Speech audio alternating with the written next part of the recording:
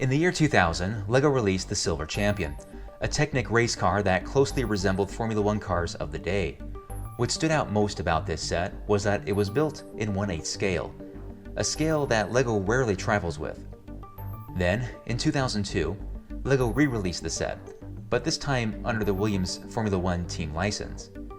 Then, in 2006, we got the Ferrari Formula One car, a slightly different design, but still in 1/8 scale. What this meant was the vehicles could accommodate more realistic features, such as a V10 engine with moving pistons, a working differential, steering from the cockpit, and my personal favorite, pushrod suspension. Then, just like that, they were gone, and LEGO would not produce another 1/8 scale vehicle. That is, until 10 years later, in 2016, when LEGO released this, the Porsche 911 GT3 RS. Retailing for $300 and containing 2,704 pieces, this 1/8 scale model revealed the amazing evolution of the Technic element that allowed the designer to closely resemble the actual vehicle. It was more than a pretty face though. Under the shell, there is a working gearbox, full suspension, and of course, the naturally aspirated flat 6-cylinder engine. Not a real one, of course.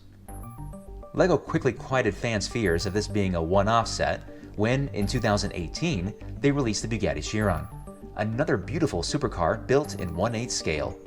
With a price tag of $350, the Bugatti cost more but contained a significantly larger piece count of 3,599 pieces. This higher piece count contributed to a much more complicated 8-speed gearbox, all-wheel drive, and a W16 engine. Yes, that means 16 cylinders, and they all move. So now what? As LEGO fans and Technic enthusiasts, our expectations are now set very high. What could LEGO possibly come up with next? Would it be a Ferrari? A McLaren? Maybe a DeLorean time machine? That's definitely got my vote. LEGO didn't take long to start teasing us with little hints, then big hints, and then finally the great reveal. A lime green Lamborghini Sian. Again, built in that glorious 1/8 scale, this model costs $380 and contains 3,696 pieces, just 97 more than the Bugatti. After a month of waiting to receive my order, I finally have the Lamborghini Sian before me. As always, I will do a time-lapse build, a quick review, and see if this measures up to our very high expectations.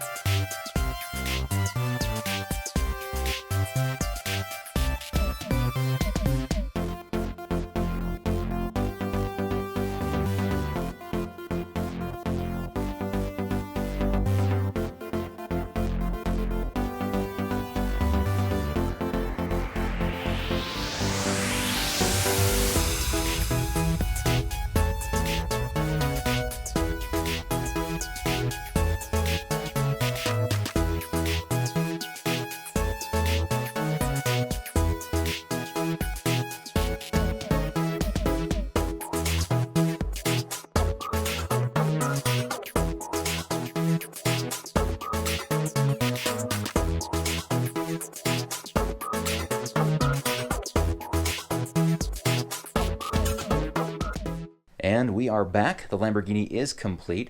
It took Josh and I about 9 hours to complete this thing. We had 3 sessions of building with this thing.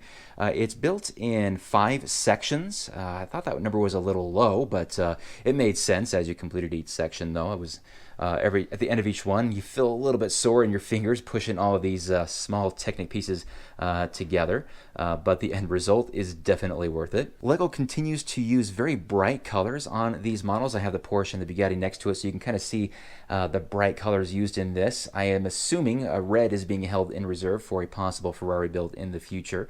But when I look at the Lamborghini, I can't help but to think that they got their color ideas from a Mountain Dew can. I mean, look at that. It's very, very close, that lime green color.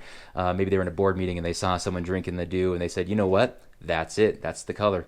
Now, I know the Lamborghini has been out for quite a while, I think about a month to the point of this video, so I understand there's a lot of reviews out there, but just understand that I have not watched any LEGO builds or reviews on this model because I just didn't want to spoil the surprise of the build for myself. So as I look at a few of these features and I point out what I like and some things that I dislike, just keep that in mind that I'm looking at this all for the first time. We'll start with the front, and that, of course, is the hood right here that opens up really nice, how they got this thing to not just slam shut.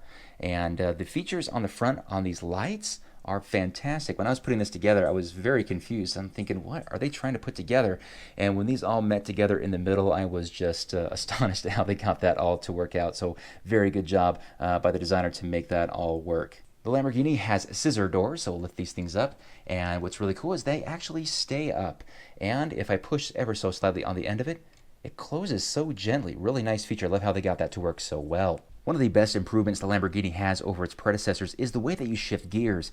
In here, they clean this up so well. Look at how easy that is to shift gears back and forth. Really nice. Just to kind of give you a reference, let me show you the Porsche here. It just looks like a disaster in there. I mean, it works, but it's very messy. There's a lot of different colors in there, and these rubber bands, they are strained pretty well, so I think over time those will inevitably break. So a much needed improvement on the Lamborghini.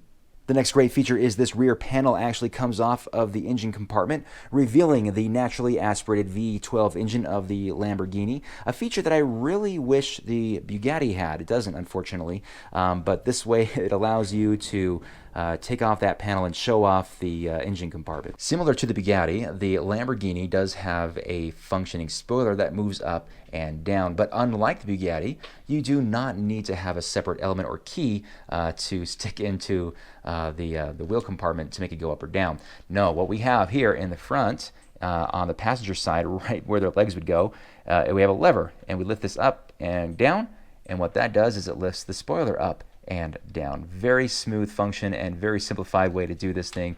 Let's do one of the most important tests in my book, and that is the suspension test. I'm going to push down on the back, and let's see if it pushes all the way back up. It does. Very nice. And the front also does not as much give as the back, but as you can see, this thing pushes back every single time. Now the Porsche actually does do this as well. The back does, the front does okay, but the Bugatti failed this test. When you push down on here, it doesn't quite go back all the way, and the front doesn't come back up at all. So that is definitely a win for the Lamborghini. And now probably one of the coolest features of the Lamborghini is that it has this amazing gearbox that they've left exposed underneath so you can show this thing off. Now this is all-wheel drive, so I'm going to turn one of these wheels, and as you can see, it turns the front there. That differential is working just fine. And we can see a lot of these gears moving. So what I'm going to do, let's see if I can do this. I haven't tried this yet, but I'm going to try to move this and shift the gears so you can see all that fun stuff moving.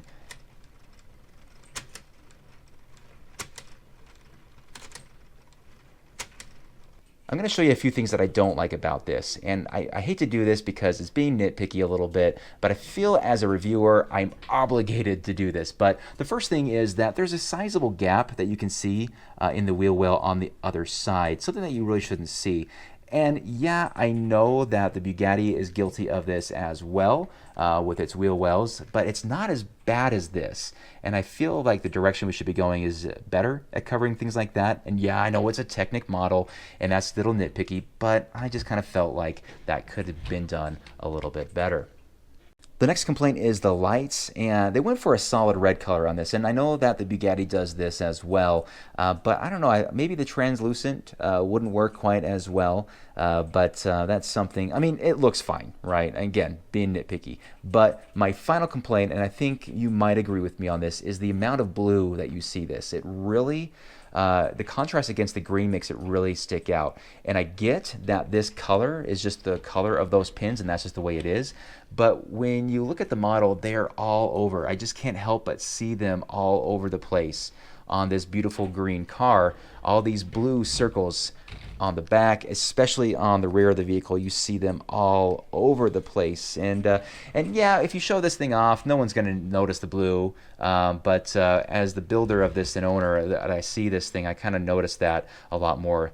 Also, just the red axles here. Why did they use red axles? Why couldn't they use black axles to kind of help minimize the colors that stick out there? But anyway, that's me being nitpicky. I don't know if you guys agree with me or not on that, but those are my 3 dislikes about the Lamborghini. So there you have it, you guys. 3 amazing 1/8 scale supercars from Technic. So which one is the best? I don't know. That's probably a matter of opinion. If I were to ask myself which one would I have, if I could only choose one, I would honestly choose the Lamborghini. And I'm not saying that because it's the newest one to be added to the bunch, but because it takes so much inspiration from the Lamborghini Countach. The Countach was Lamborghini's supercar of the 1980s. And if you're a Gen Xer like myself, chances are you had a poster of the Lamborghini Countach pinned to the wall in your bedroom. So in conclusion, does the newest model, the Lamborghini, live up to our very high expectations for these 1/8 scale models? I would have to say yes, absolutely it does. It improved so many things and it looks so good. I'm very excited to see what they'll come up with next, but with the trend that I'm seeing here, we might have to wait 2 years. But good things come to those who wait, right? Alright guys, that's it for me on this video. Thank you so much for watching, and we'll have some more stuff for you in the very near future. Until then, you guys have a great day. We'll see ya. Bye-bye.